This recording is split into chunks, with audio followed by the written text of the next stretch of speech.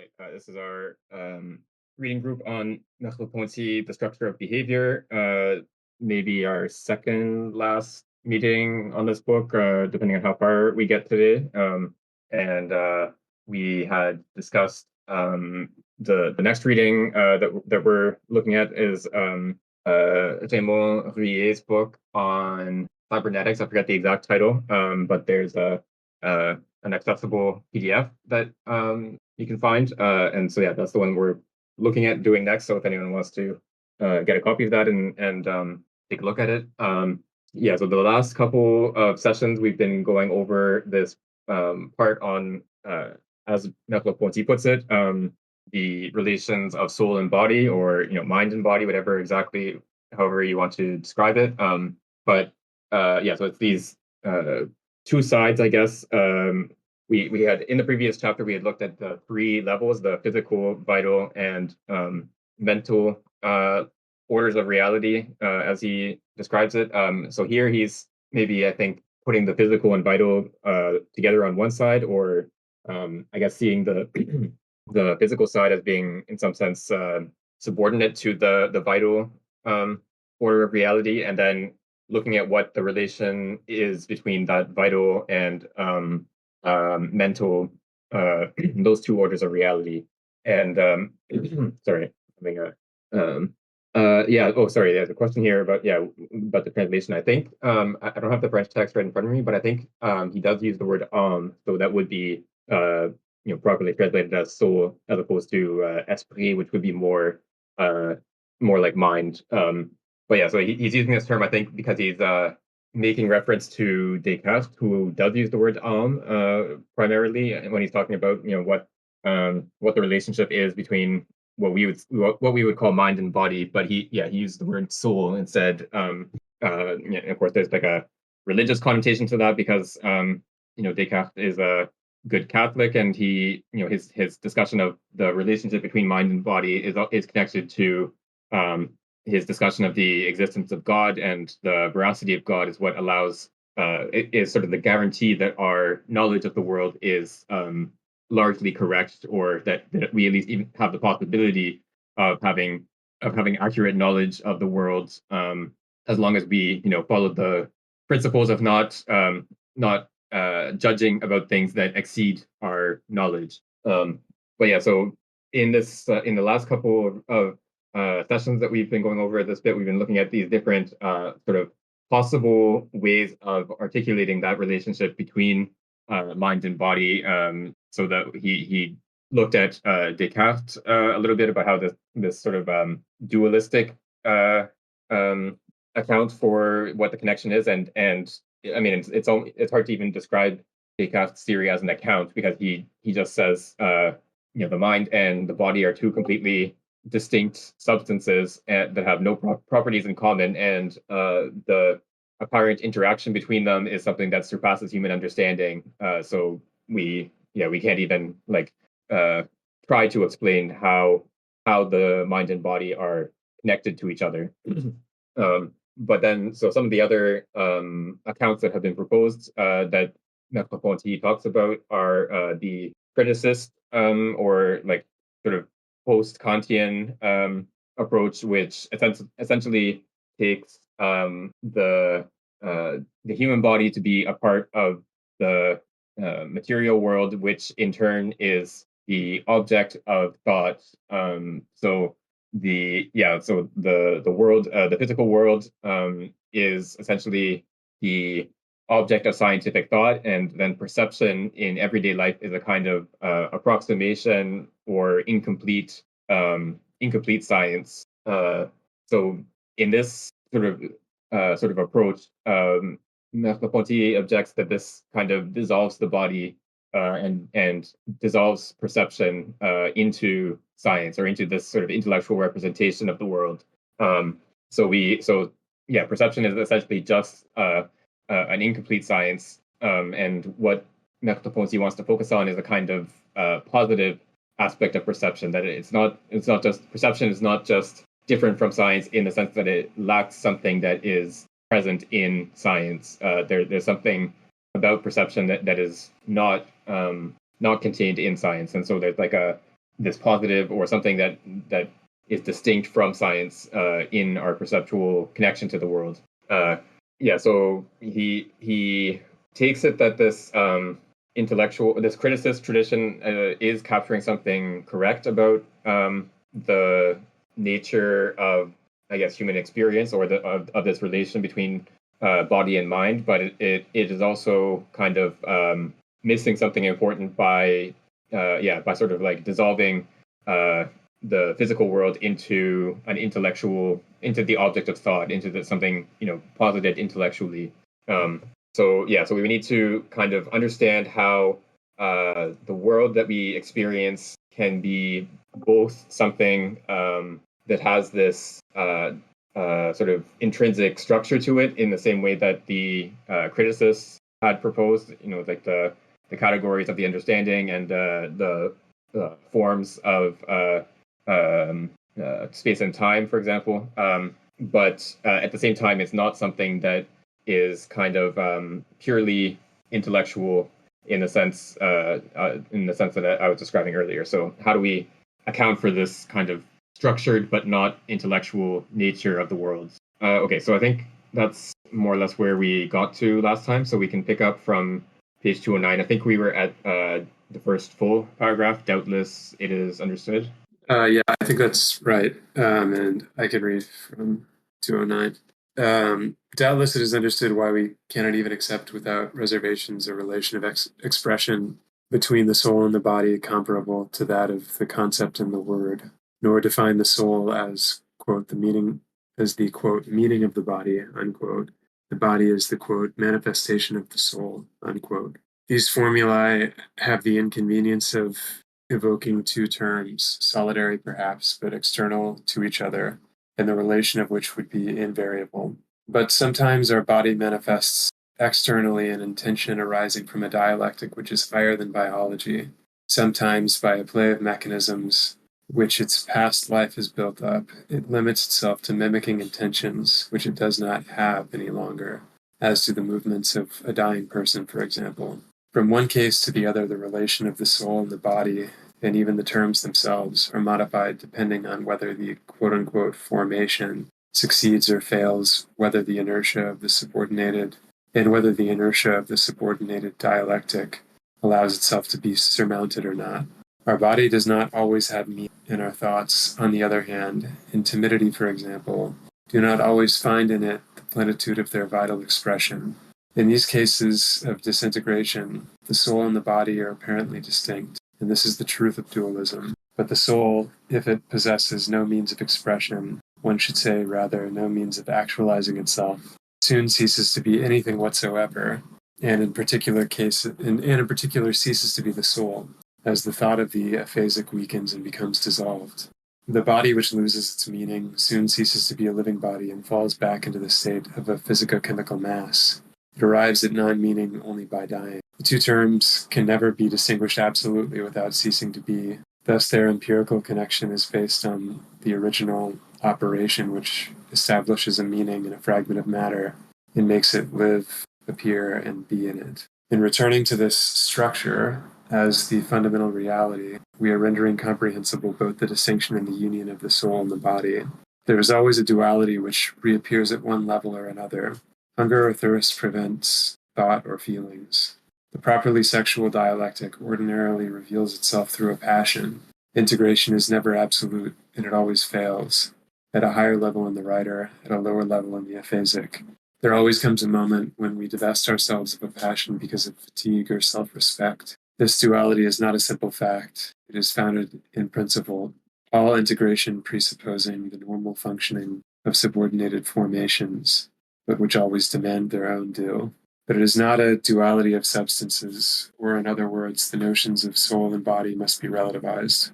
There is the body as mass of chemical components in interaction, the body as dialectic of living being in its biological milieu, and the body as dialectic of social subject in his group. Even all our habits are an impalpable body for the ego of each moment. Each of these degrees is soul with respect to the preceding one, body with respect to the following one. The body in general is an ensemble of paths already traced, of powers already constituted. The body is the acquired dialectical soil upon which a higher quote unquote formation is accomplished, and the soul is the meaning which has been established. The relations of the soul and the body can indeed be compared to those of concept and word, but on the condition of perceiving beneath the separated products the constituting operation which joins them, and of rediscovering beneath the empirical languages the external accompaniment or contingent clothing of thought, the living word, which is its unique actualization, in which the meaning is formulated for the first time and thus establishes itself as meaning and becomes available for later operations. So yeah, this is an interesting idea that there is kind of a relation of expression between soul and body in a sense, but it's not. It isn't like the concept in the word, because the soul is not always expressed in the body, and sometimes the, I guess, lower or less integrated functions overcome what Merleau-Ponty sees as the higher dialectic of rationality, I suppose. Yeah, I guess the soul would be something like the integration of all of these subordinate dialectics into a higher unity. I guess one question for me would be whether, like, he's said previously that living beings, for instance, are phenomena, that they are only knowable as phenomena, even though scientific investigation explicates, the significations and conceptual significations which explain the phenomena which presents itself to us. So, in terms of these lower dialectics, I guess it's not clear to me whether these are transcendentally real for Merleau-Ponty, or if they are themselves structures of behavior, forms of behavior, which are primarily phenomenal. Yeah, I think there's a sort of I mean he's been using Hegelian language for a lot of these like a lot of what he's been talking about the last couple of readings that we've gone through. This notion of an expressive relationship between the body and the soul. So I think we talked about last time how of course it's always possible to describe a person as a certain portion of matter in space, and then you can say that the person's hand moves 6 centimeters to the right or whatever. So yeah, you can do this, but of course you're losing a lot. Like describing a person purely in terms of the spatial coordinates of that person's body over time is losing a lot of understanding of what is actually happening. Whereas if you describe, if you say the person, I don't know, is writing or doing something that has some sort of significance, then you're actually grasping the structure of that person's behavior. And so we can see the person's behavior as this kind of expression or externalization of something significant or meaningful. So the person has some sort of intention, so this is something that has like a semantic nature, or it has a significance. And then the action of that person is a kind of externalization of that intention into the world. But the other element that Merleau-Ponty emphasizes in a way that maybe Hegel doesn't is the fact that this expression relationship is never complete, or it never sort of fully permeates the external aspect. So the behavior of a person is never fully significant or fully capable of being described in terms of meaning or intention or something along those lines. So even if you think about like the most sort of skillful and accomplished performance, I don't know, Olympic athletes or great artists or whatever, there's always a certain I guess margin of not fully mastered sort of I don't know aspects of their behavior. Like even like athletes will always they're always sort of seeking to push themselves a little bit further. Like they're never like satisfied with exactly I didn't sort of get this movement or this action as perfectly as I would have liked. And then in sort of more everyday circumstances, there's always, there's fatigue, hunger, all these things that sort of distract us or make it less possible to sort of to permeate our behavior with that intention that semantic side.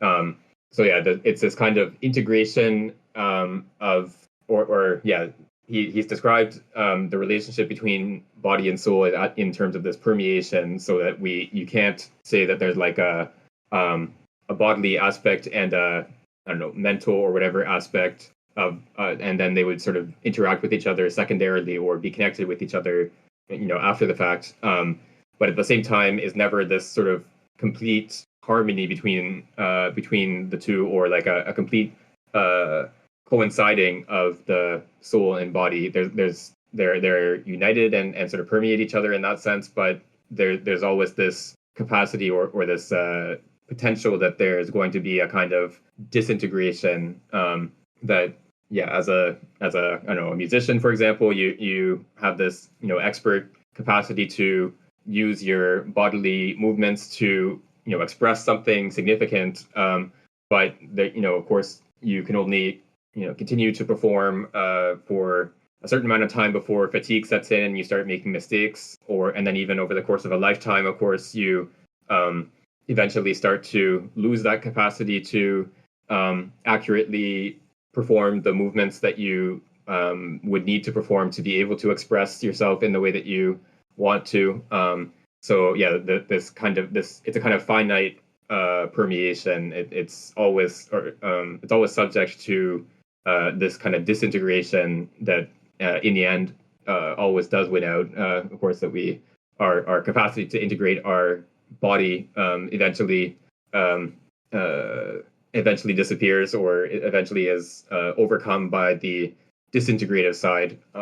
So yeah, a different emphasis or a different aspect that Hegel doesn't really describe in the same way that Merleau-Ponty is talking about here. In the may I speak a little bit in the observation, in the reason, right, section, in the phenomenology, Hegel trying to find some kind of like the unconditioned universal by which we can have like a segue for reason, because we have to connect practical reason with like the pure reason, right? And we have to have some basis to connect these two things, because there is a hazy distinction between like the pure reason and between reason, right? And there is a hazy middle term, to use Hegel expression, right?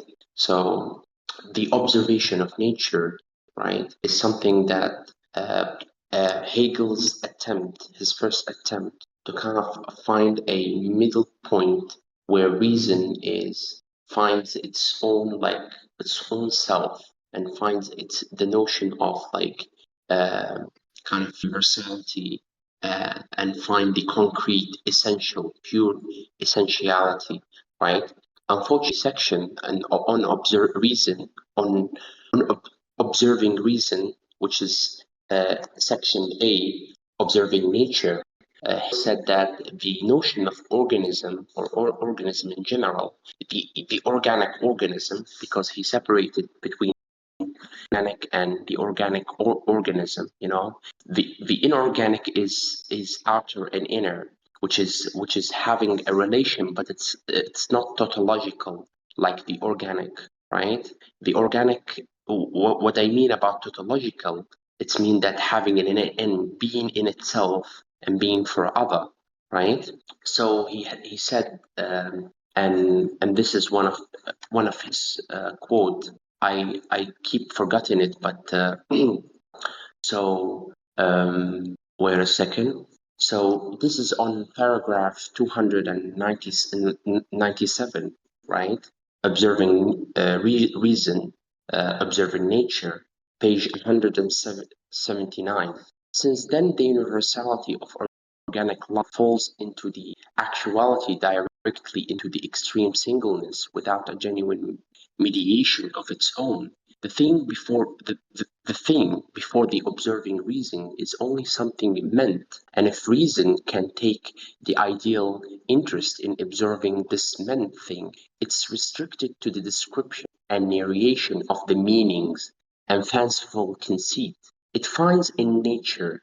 This unspiritual freedom of meaning will it is true offer on all sides the beginnings of the law and traces of necessity, allusions to order and system, ingenious and plausible connections. But as regards law and necessity, when observation contain the organic with the mere given difference of the inorganic, the elements, zones, climates, it doesn't get beyond the idea of great influence. Marcellus, sorry to interrupt here, but Okay.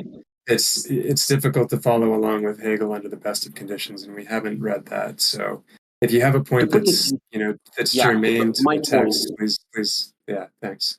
my point is that um, um, the idea of organism or observing reason or observing nature doesn't pertain to history, or doesn't have a relation to history.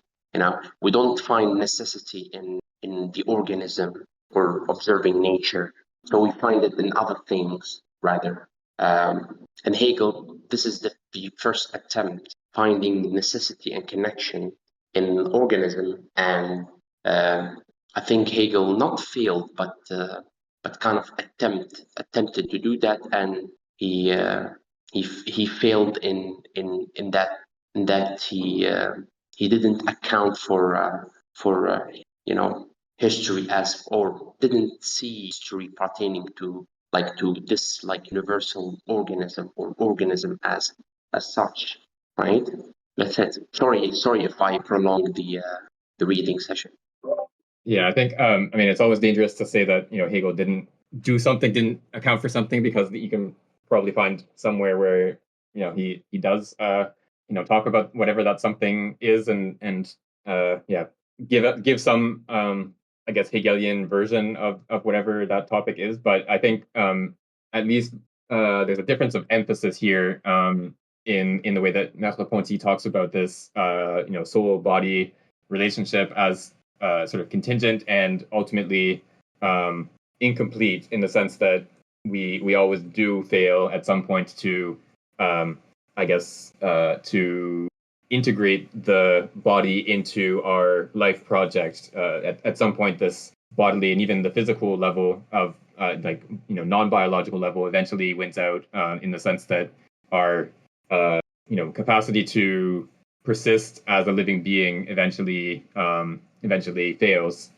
So yeah, I think it's this difference of emphasis between the more, I guess, optimistic Hegelian account and the fact that, or the side that Merleau-Ponty is emphasizing here, the fact that that integration or expression is always temporary and contingent, in the sense that it's subject to disruption and disintegration, which eventually always wins out. Okay, I think we can go on to the next bit. Sorry, let me just find where we were again.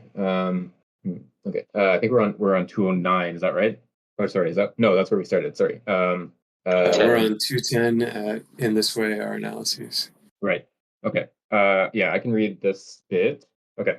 In this way, our analyses have indeed led us to the ideality of the body, but it was a question of an idea which proffers itself and even constitutes itself in the contingency of existence. By a natural development, the notion of quote-unquote Gestalt led us back to its Hegelian meaning, that is, to the concept before it has become consciousness of self. Nature, we said, is the exterior of a concept. But precisely the concept as concept has no exterior, and the Gestalt still had to be conceptualized as unity of the interior and exterior, of nature and idea. Correlatively, the consciousness for which the Gestalt exists was not intellectual consciousness, but perceptual experience. Thus, it is perceptual consciousness which must be interrogated in order to find in it a definitive clarification. Let us limit ourselves here to indicating how the status of the object, the relations of form and matter, those of soul and body, and the individuality and plurality of consciousnesses are founded in it. I cannot simply identify what I perceive and the thing itself.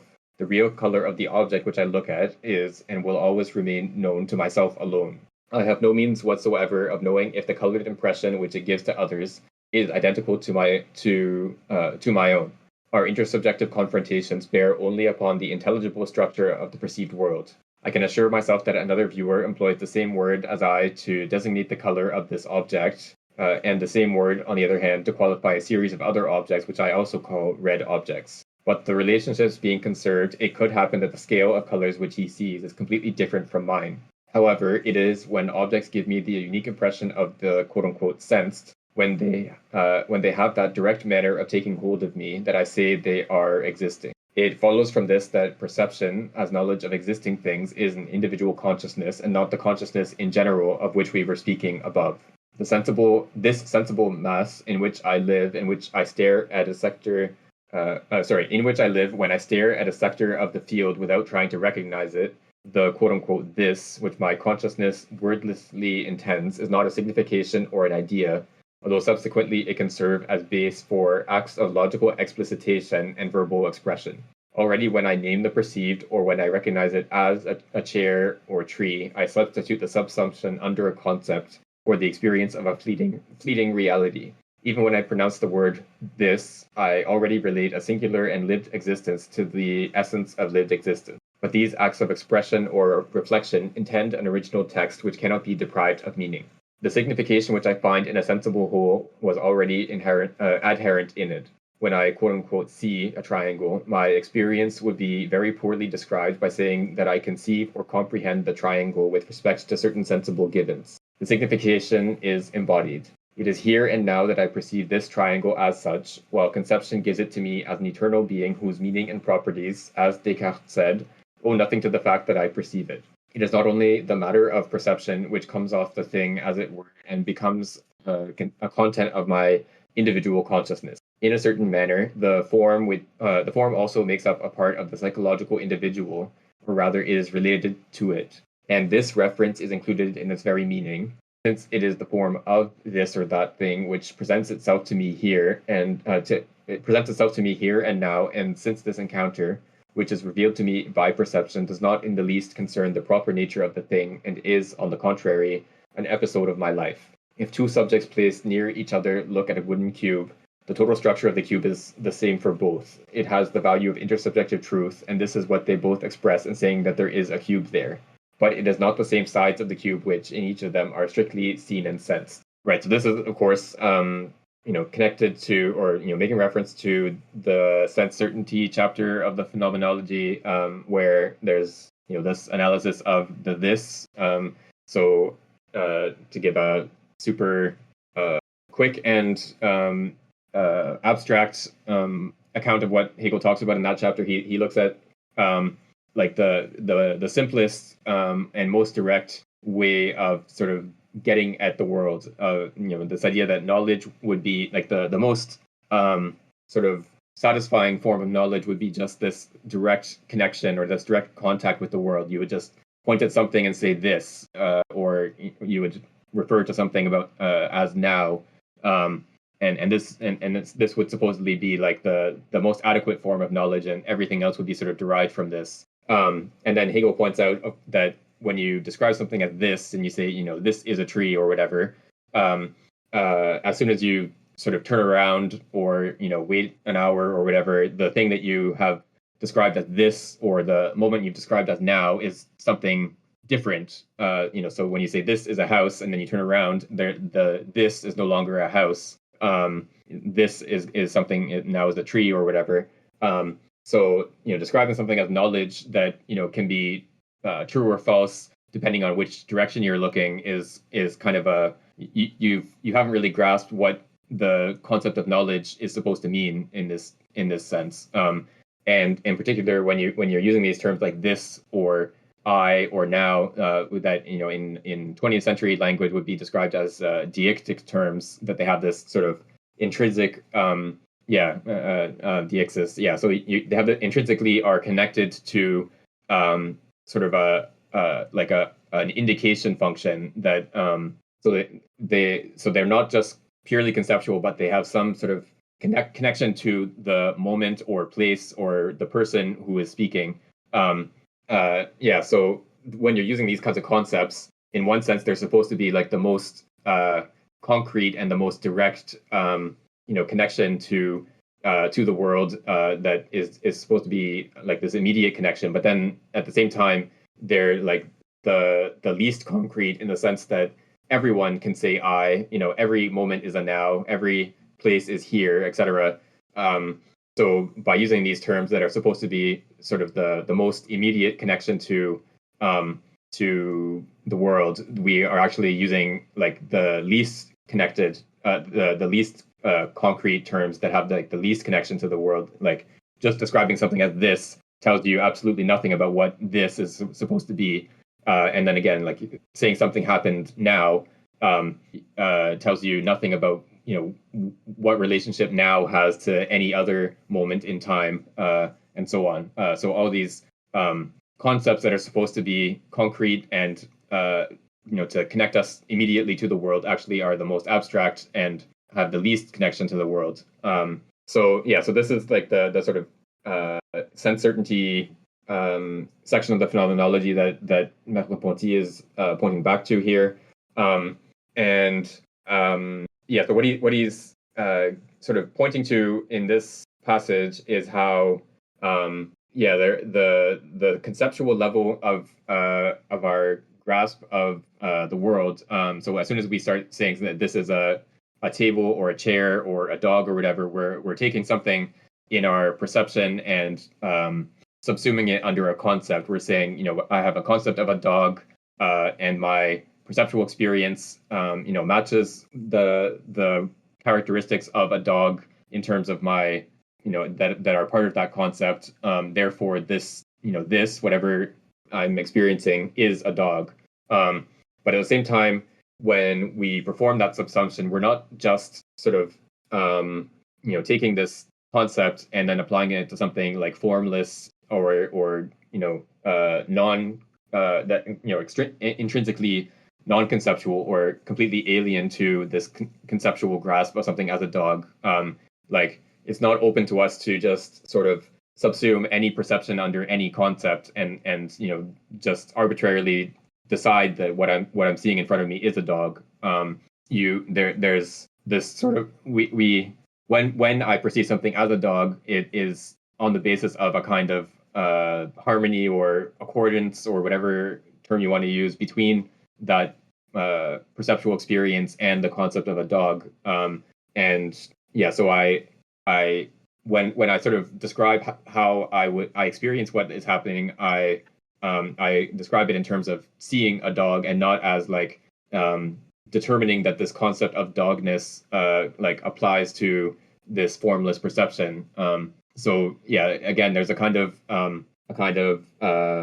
structured nature of this perceptual experience, but at the same time, it's not identical to the conceptual grasp of the object. So there's a kind of difference and unity of the perceived object or the perceptual experience and the conceptual grasp of what it is that I'm perceiving.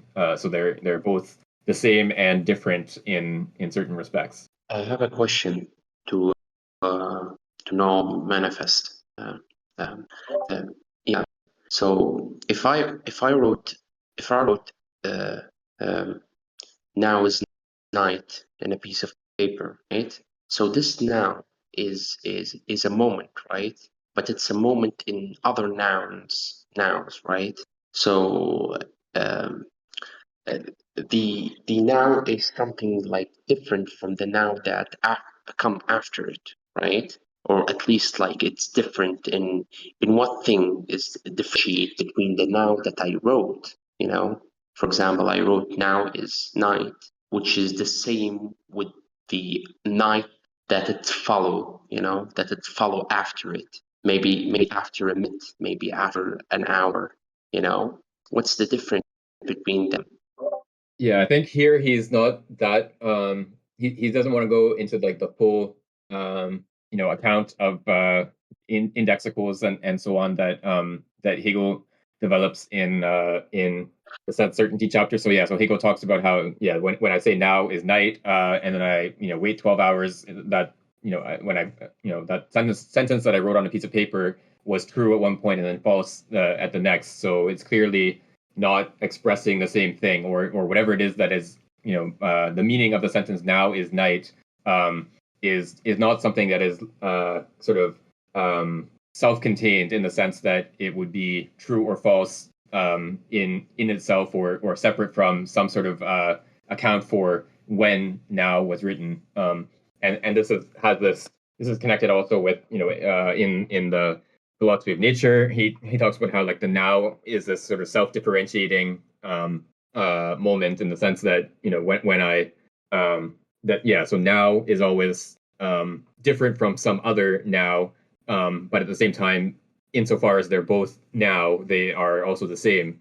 So a now is both different from other nows, and it has no sort of content other than being different from another now. So like before and now, the only difference is that they are not the same. But then at the same time, the before was a now at some point, and the later will be now at some point. So their nature as being a now is the same. But yeah, so all this sort of structure of the now as this self-differentiating unity, I think that's not what Ponty is pointing towards in this passage, but it's this I guess the other aspect of the sense certainty chapter that he's more interested in is the fact that there's something about experience, this perceptual grasp of the world, that is on the one hand not identical to a conceptual grasp of the world. That there's something different between like expressing the fact that something is a tree, for example, writing down on a piece of paper that there is a tree at such and such a geographic coordinate, for example. On the one hand, that this sort of conceptual grasp of something, as having the property of being a tree, and then on the other hand, this perceptual relationship to an object as a tree that that I grasp. And so in the case of colors that he talks about, we can this is sort of like a traditional like philosophy 101 kind of problem. Like, how do I know that when I see a red fire truck and when you see a red fire truck, that sort of sensation of redness is the same in both of us? And in some sense, we can't really know anything about that. We can have this kind of structural isomorphism in the sense that you apply the same color word to fire trucks as I do, and then I can compare what kinds of judgments about color you make to the judgments about color that I make of different objects, and we can say, okay, our application of these color words is 80% the same, or whatever. You can have like some sort of measure of how much our application of these color words aligns with each other. But it could be we could always sort of imagine that the perceptual this sensation of redness that I have actually corresponds to the sensation that you have when you use the word green, and vice versa. So like this sort of articulation of the color word structure would be the same, but all the sensations that sort of fit into that structure could all be different. And so I think what Merleau-Ponty wants to emphasize here is this sort of the different nature of grasping something under concepts. So like applying a color word to an object, and then this perceptual, or not even perceptual, but this like sort of flow of sensations, which is intrinsically non-conceptual, but that can only ever be expressed in terms of concepts. So there's sort of disjunction between the two, and so I think what Hegel had talked about was sort of like the mistake of identifying these two things, or of seeing the conceptual as being like just a sort of more abstract version of this immediate sensation, this being confronted with the sensation of red, for example, or this I or now sort of immediate encounter with something, and so Hegel emphasizes that, this sort of category mistake of identifying the two or seeing them as like belonging to the same category, whereas what Merleau-Ponty is emphasizing here is this kind of disjunction between the two, the fact that we can never sort of identify the sensation of redness with the property of being of falling under the concept of red object. These are sort of two completely different domains or types of types of utterance or proposition. He said it. He said it in page 211. I not simply identify what I perceive and thing in itself. Thank you. Thank you. Yeah, and I think so Bats has talked about color blindness here, and this is interesting too because when we look at objects, it just sort of immediately seems that they have this color property, right? Like you just see the fire truck and you see that it's red. It's not, you don't sort of like have to think about what concept I want to apply to the color of this truck. And of course this is like an objective property in the sense that it's not something that I sort of apply to this truck, and then someone else might say no, the truck is purple or green or whatever. That you can have a pretty wide degree of or a pretty strong degree of agreement among a wide number of perceiving subjects. But then of course there are people who can't, for example, distinguish red and green. That their perception of the color space is completely different than ours. So it's not that they like.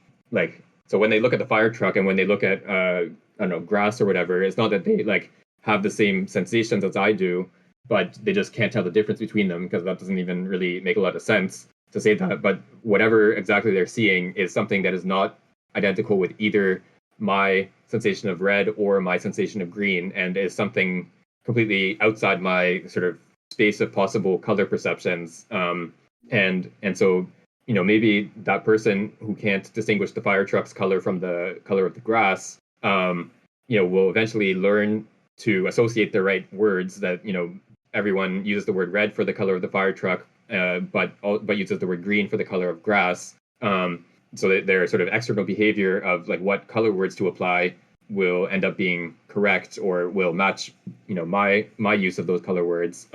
But their the process of learning to use those words will be completely different than in my case, where I sort of learn to be able to apply these words based on just my sensory differentiation of those experiences, whereas this person has to like learn through sort of a rote learning that certain objects you describe the color as red, and other objects that in terms of that person's experience are the same color, you describe that color as green instead. So yeah, there's like this structural or conceptual side of things, this determination of which color terms are applied to which objects, and then there's the sort of inner experience side, and those are not necessarily aligned with each other.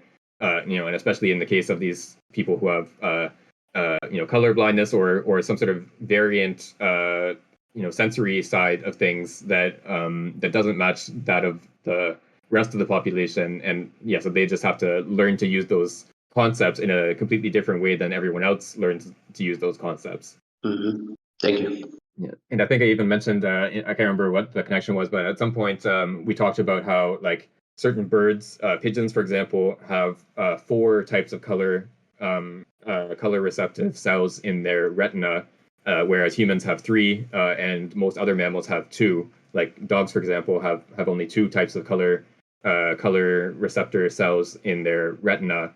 And sometimes there's like this I guess misconception that like dogs would see the world in black and white, for example, or something like that. They would just see the same thing as we do, but like with fewer colors. But actually, like their color space is completely different than ours. And likewise, the pigeons that have these 4 color receptors have a completely different color space than we do. So every color that a pigeon would see would be like this concept, this color experience that is completely inexpressible in like human languages. Even if we could like do these experiments that would sort of map out that color space, and then we could invent words to describe different regions of that color space that the pigeon can identify. But this application of these concepts would be kind of like again, that sort of rote learning, the same way that a colorblind person might learn that, when to use the word red and when to use the word green.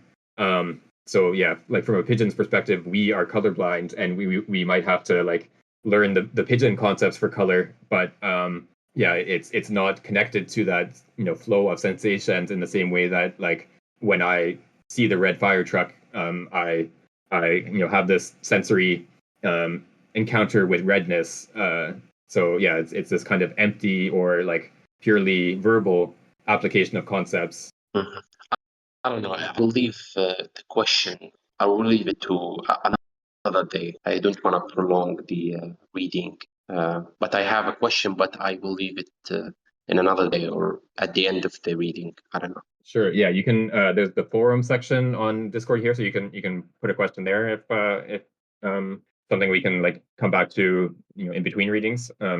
Yeah. Okay. So let's go on to the next bit. If someone else would like to read the next passage. Yeah, I think I can read. You can hear me all right? Yes, it's good. Thanks. Okay, nice.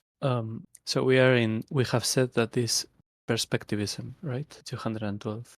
Yeah, I think that's right. Okay. We have said that this quote unquote perspectivism of perception is not an indifferent fact, since without it, the two subjects would not be aware of perceiving an existent cube, subsisting beyond the sensible content. If all the sides of the cube could be known at once, I would no longer be dealing with a thing which offers itself for introspection little by little, but with an idea which my mind would truly possess. This is what happens when I think of objects which I hold to be existent without actually perceiving them. In affirming that they continue to exist, I mean that a properly placed psychophysical subject would see this or that sensible sight, articulated in this or that way, and connected with the view which I perceive here and now by such and such objective transitions. But this knowing about the world must not be confused with my perception of this or that segment of the world and its immediate horizon. The objects which do not belong to the circle of the perceived exist in the sense in which truths do not cease to be true when I am not thinking about them. Their mode of being is one of logical necessity, and not of quote-unquote reality. For I certainly suppose a quote-unquote perspectivism in them also, and it is essential to them to present themselves to a viewer through a multiplicity of quote-unquote profiles. But since I do not perceive them, it is a question of perspectivism in idea and of an essence of the viewer. The relation of the one to the other is itself a relation of significations. These objects belong therefore to the order of significations, and not to that of existences. A perception which would be coextensive with sensible things is inconceivable, and it is not physically but logically that it is impossible. For there to be perception, that is, apprehension of an existence, it is absolutely necessary that the object not be completely given to the look which rests on it. That aspect intended but not possessed in the present perception be kept in reserve. A scene which would not take place from a certain point of view, and which would give us, for example, all the size of a cube at once, is a pure contradiction in terms, for in order to be visible altogether, the sides of a wooden cube would have to be transparent, that is, would cease to be the sides of a wooden cube. And if each of the 6 sides of a transparent cube were visible as a square, it is not a cube which we would be seeing. Thus, the Bergsonian idea of quote-unquote pure perception, that is, adequate to the object or identical with it, is inconsistent. It is the cube as signification or geometrical idea which is made of 6 equal sides, the relation unique and characteristic of existing things, of the quote-unquote aspects to the total object is not a logical relation like that of sign to signification. The sides of the chair are not its signs, but precisely the sides. In the same way, the phenomena of my body should be distinguished from purely logical significations. What differentiates it from external things, even as they are presented in lived perception, is the fact that it is not, like them, accessible to an unlimited inspection. When it is a question of an external thing, I know that by changing place I could see the sides which are hidden from me. By occupying the position which was that of my neighbor a moment ago, I could obtain a new perspectival view and give a verbal account which would concur with the description of the object which my neighbor gave a moment ago. I do not have the same liberty with my body. I know very well that I will never see my eyes directly and that, even in a mirror, I cannot grasp their movement and their living expression. For me, my retinas are an absolute unknowable. This is, after all, only a particular case of the perspectival character of perception. To say that I have a body is simply another way of saying that my knowledge is an individual dialectic in which intersubjective objects appear, that these objects, when they are given to knowledge in the mode of actual existence, present themselves to it by successive aspects which cannot coexist. Finally, it is a way of saying that one of them offers itself obstinately, quote-unquote, from the same side, without my being able to go around it. Reservation made for its image, which mirrors give me, but this image moves as soon as I try to see it from a different point of view, by leaning the head to right and left. It is not a true quote-unquote thing. My body as given to me by sight is broken at the height of the shoulders and terminates in a tactile muscular object. I am told that an object is visible for others in this lacuna in which my head is located. Science teaches that organs, a brain, and each time that I perceive an external thing, quote-unquote nerve influxes, in this visible object would be found by means of analysis. I will never see anything of all that. I could never make an actually present experience of my body adequately correspond to the signification, quote-unquote human body, as it is given to me by science and witness. There are entities which will always remain pure signification for me under some of their aspects, and which will never be offered to other than lacunary perception. In itself, this structure is not much more mysterious than that of external objects, with which, moreover, it is one. How could I receive an object, quote-unquote, in certain direction, if I, the perceiving subject, were not in some way hidden in one of my phenomena, one which envelops me since I cannot go around it? 2 points are necessary for determining a direction. Should I stop here, or? Yeah, we can stop here. Thanks. Yeah, so this, like, I think it's sometimes, I mean, these are sort of like banal, like everyday things that we never even think about. But if you just sort of stop and think about some of these points that he's making here, it's very, and I think the word I would use is like eerie, like this. So there's a passage in Wittgenstein somewhere where he talks about like how do I know that the person that I'm talking to actually has a brain inside their head and not just sawdust, right? Like, of course, I haven't opened up that person's skull and looked at it and said, okay, there is a brain there, but I also have no like doubt. I'm not like uncertain about whether there's actually going to be a brain if I did open up that person's skull. And then likewise for myself, there's a very small number of people that have undergone like this happens sometimes with people who have severe epilepsy. They have a surgery that will remove portions that are sort of responsible for the seizures. And when you do this kind of surgery, you actually have to be awake and conscious. And so maybe some of these people have like seen their own brain in a mirror, with their skull open. But the vast majority of us have never actually, of course, seen our own brain. So we just sort of assume, or like we based on our like knowledge of the world that we've acquired through textbooks and so on, we assume that there's something like a brain inside our own skull, but we of course have no like direct experience of that, or like we've never seen our own brains. And even like this experience of looking at yourself in the mirror and trying to see your own eyes, you of course can't see the way that your eyes like move and like the way other people would see your eyes. You can only like as soon as you look at your eyes, your eyes are not moving, right? So like mirrors of course are like pretty banal in our world today, where they're mass produced and everyone has like a bunch of different mirrors in their home and in the car, etc.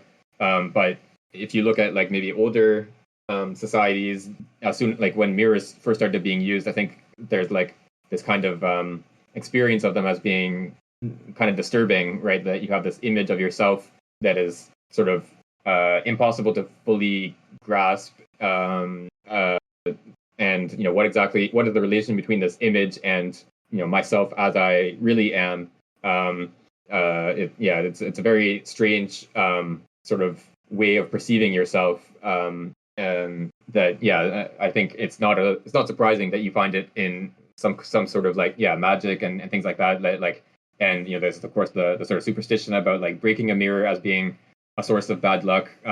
Again, probably has something to do with the fact that like what I am is somehow shown to me in this mirror, and then breaking that mirror, has the potential to somehow affect what I am, sort of by retroaction or something.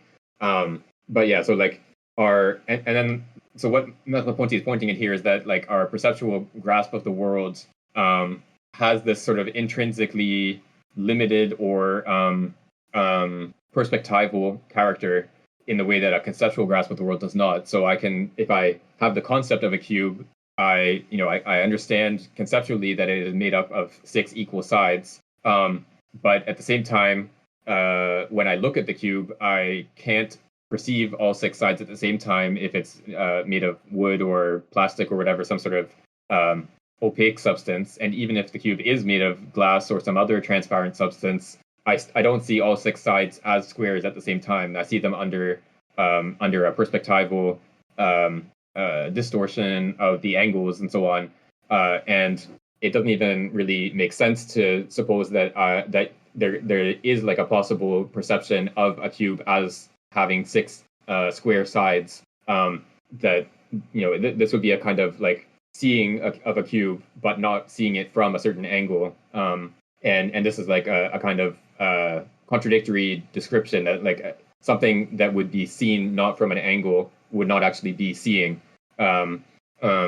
So like inherent in the nature of perception as such, like the very concept of perception, there is this kind of finite and perspectival character, that something is only given in part or from a certain aspect, a certain perspective, and this is like intrinsic to what it is for something to be a perception in the first place. And so this is what he wants to emphasize as against this kind of intellectualist position, or this criticist position that I was talking about at the outset of our session. So like from a kind of intellectualist or criticist position, you would say that when I see the cube, and I perceive only like 2 or 3 sides, and under this sort of perspectival distortion, what I'm seeing is a kind of incomplete grasp of the nature of the cube as a geometrical object, or it's like a distorted perception of that of the cube in its geometrical nature. But for Merleau-Ponty, this is like a failure to grasp what it is to be a perception as such, which has this intrinsically perspectival character, and this perspective is not like an incomplete grasp of something that would be non-perspectival. It's something that has its sort of its own positivity, its own sort of intrinsic nature, and it's not just like a failure to grasp the cube geometrically. And this is especially evident when he talks about here like our experience of our own body. So like for example, there's like that famous drawing by Ernst Mach of like what he sees when he's like lying on the couch and looking out at his study. And there's like the sort of outlines of the visual field made up by like his nose and like the sides of his eyes, right? That we have this sort of blurry. You have like if you sort of focus your attention and not your eyes on like the outlines of your visual field, there's like this kind of blurry edges that make up the like sides of the visual field. But yeah, so you have like this perception of your own nose from the inside, like from your eyes perspective. Thanks Angus. He just posted the picture in the chat here. So yeah, you can see like sort of the outline of your nose in this blurry, like in this picture he's drawn it in definition, which is not really a correct grasp of what it looks like from your own sort of perspective. But yeah, so you see like the sides of your eyes, of your eye sockets and so on, but in this very blurry and non-focused way. But this, so like this perception of your eyes, of your eye sockets, for example, is like something that you can never like sort of get outside of and see from a different angle. Like everything you see is always from that angle of your eye sockets, right? So if you like, when you can look in a mirror, for example, and see, what do my eye sockets look like from the outside, but that's a completely different kind of perception where you're sort of seeing this sort of what does this human body look like, as opposed to this like what does the world look like from the perspective of this human body. So yeah, this kind of looking at the world from the perspective of a certain body is something that is not just a sort of contingent fact about human beings. It's intrinsic to the nature of perception as such. So it's it's again this like intellectualist perspective would take the fact that I have this sort of blurry nose outline on one side of my visual field to be like a sort of imperfection of that would be contingent to the fact that human beings have noses, for example, as opposed to having these sort of limits and blurry sides of perception being intrinsic to what perception is as such. Yeah, and in connection with some of the discussion going on in the chat here, like this idea of like how like we've talked about this in a few previous sessions, but like when you think about trying to draw a cube, it's actually pretty difficult to draw what a cube looks like in perspective. Like the fact that you sort of know that the cube is made up of 6 equal sides, like interferes with your sort of capturing of the perspective on the cube, in which you only see certain sides, and the angles are distorted by the or deformed by the angle that you're seeing the cube from. Like when you try to draw a cube, a lot of the time you end up producing something that like has like the wrong angles, and the lines are not aligned properly, and so on. It's actually quite difficult to do this, and this sort of suggests that the perspectival perception of the cube and the geometrical conceptual grasp of the cube don't have the same sort of structure or the same nature, that like there's some sort of intrinsic incompatibility between the two, and so like this idea that like the sort of intellectualist or criticist position that sees them as like basically the same thing, except that the perceptual grasp is like less complete or not as accurate. This is a kind of mistake of this. It's like a mistaken failure to grasp the difference between the two, which makes it so hard to actually draw the cube properly. So I'm just looking ahead to where we have quite a bit left before the next break. Maybe let's do like one more passage, reading one more passage. 61. Do you have your mic and everything set up at this point, or okay, no, that's fine. Maybe someone else would like to read the next passage. Which page? I lost it a little bit. 213, 213, right? Or yes, yeah, exactly. So okay. I think we're in the same way. The phenomena. I think that's where we are. Okay. Oh, actually, no. I think we read that one. I think we might be at the next to say that I have a body. Is that right? Okay.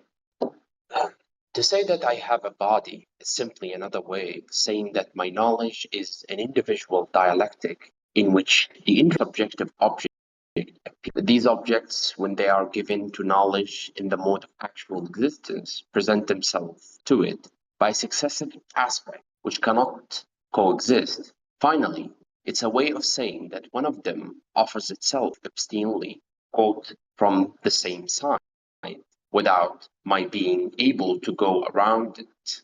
Reservation made for its image, which mirrors gave me, but this image moves as soon as I try to see it from different points of view. By learning the head to the right and left, it is not a true thing. My body as given to me by sight is broken at the height of the shoulders and terminates in the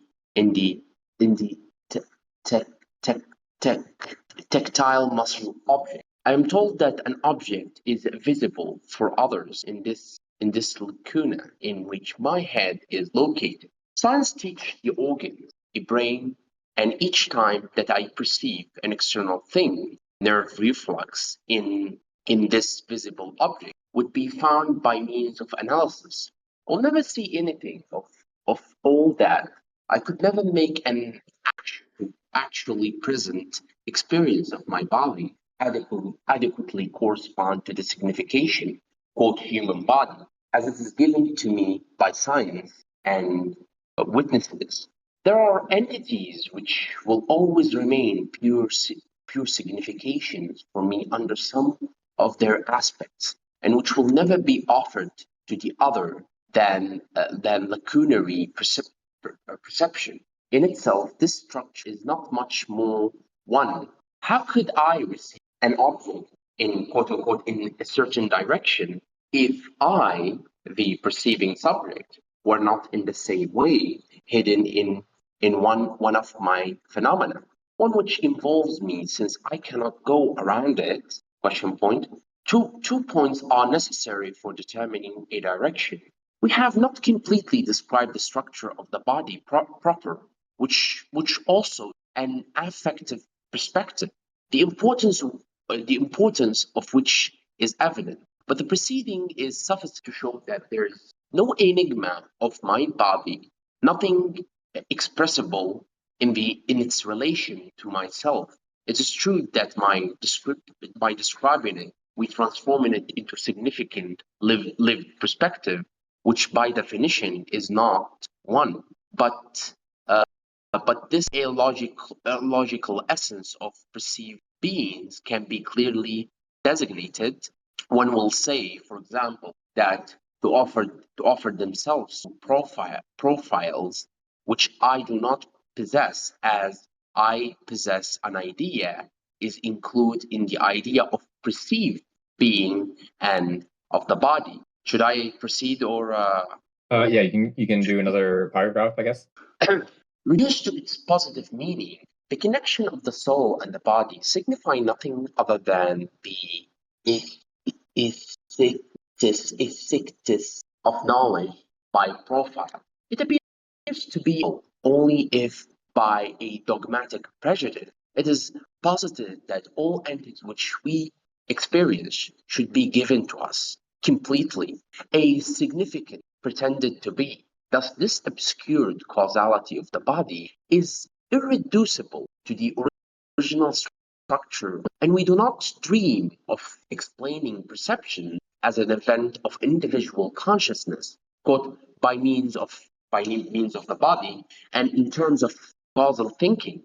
But if it is still not a question of externally connecting my consciousness to a body whose point of view it would be uh, it would adopt in an explicable manner, and if in order to remain faithful to this phenomena, it all comes back to accepting the fact that some men see things which I do not see, the zone of individual perspectives and of the intersubjective significance must be distinguished in my knowledge. This is not a classical distinction between sensibility and intelligence, since the horizon of the perceived extend beyond the perimeter of vision, and encloses, in addition to the object which makes impression on my retina, the walls of the room behind me, the house, and perhaps the town in which I am,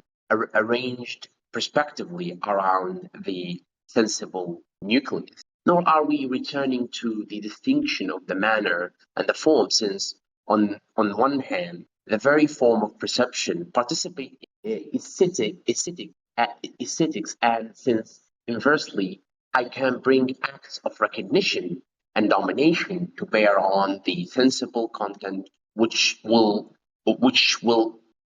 convert it into signification.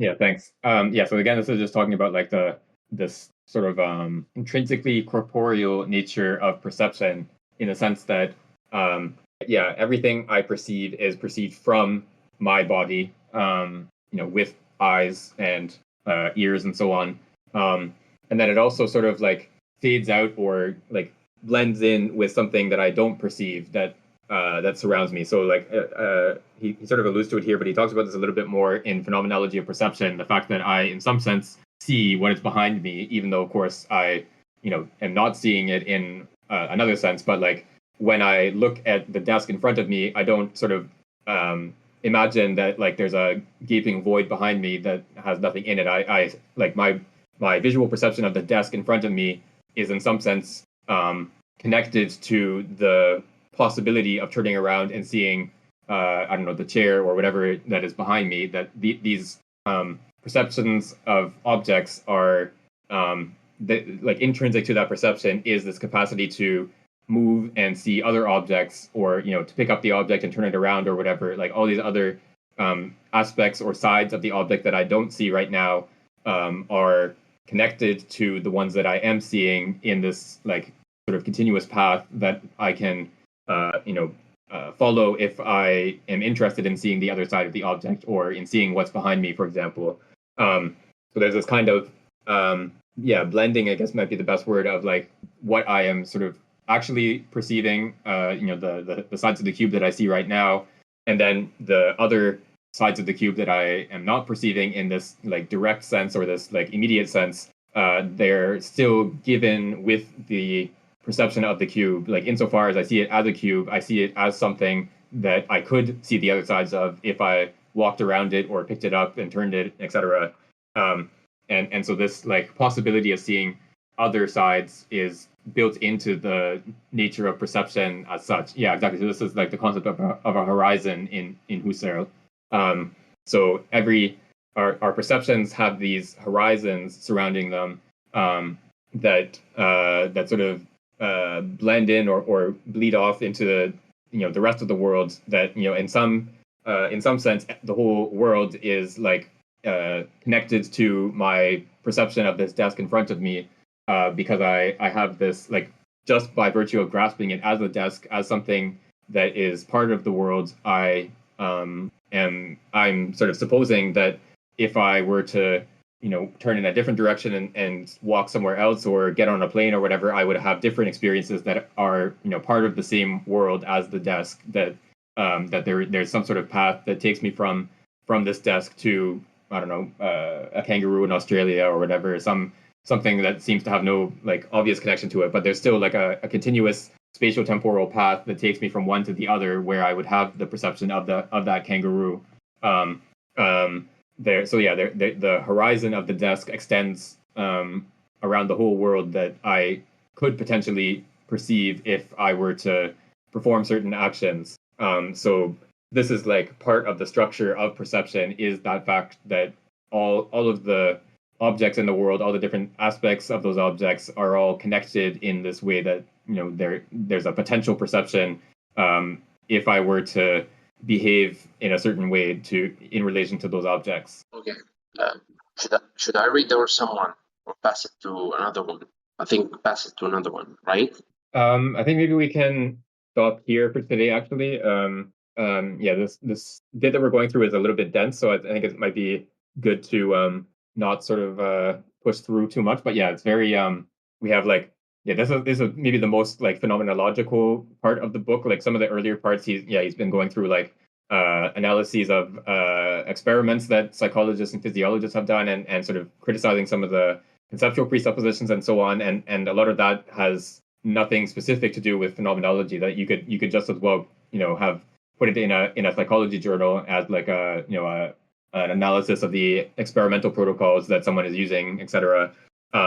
But this part is where we're getting much more of a direct application of phenomenology, and I think he's making use here of some of the manuscripts that were in the Husserl archives at this time, and were only published much later. That now we have access to, but at the time he was writing, only a handful of scholars who had access to those archives, were able to use. So he's like, I think, trying to translate or apply these concepts that in Husserl are like very sort of abstract. He's trying to sort of apply them to this psychological problem, or like find how what bearing these considerations of phenomenology have on questions of psychology. And yeah, I'm not sure Husserl would have been too pleased with that application, but I think it does allow us to get something out of those concepts that maybe Husserl himself would not have thought would have been there. So it's definitely a productive use of those concepts. Yeah, but all that is to say that this is a fairly difficult bit to get through. So I think it is worthwhile going a little bit slowly. We have no rush to finish this book. So I suggest we stop here and like Descartes, where he has to pause after every meditation and think about what he's just discovered. So I think that might be a good approach for us here.